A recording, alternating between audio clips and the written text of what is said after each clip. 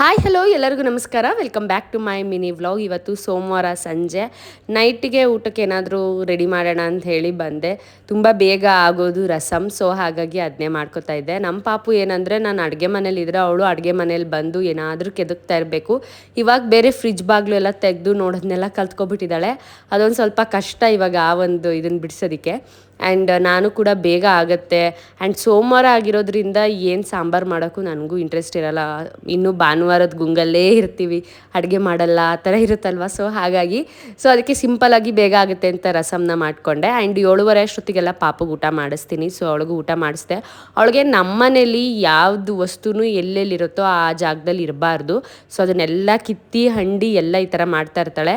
ನಾವು ಅದನ್ನು ಪುನಃ ಪುನಃ ಮತ್ತೆ ಎತ್ತಿ ಇಡೋದೇ ಆಗ್ತಾ ಇರುತ್ತೆ. ಆ್ಯಂಡ್ ಇತ್ತೀಚೆಗಂತೂ ಈ ಮಕ್ಕಳು ರೈಮ್ಸ್ನೇ ನೋಡಿ ಅದೇ ಬಾಯ್ಪಾಠ ಆಗಿಬಿಟ್ಟಿದೆ ನಮಗಂತೂ. ಸೊ ಇದಾಗಿತ್ತು ನನ್ನ ಇವತ್ತಿನ vlog. Thank you for watching.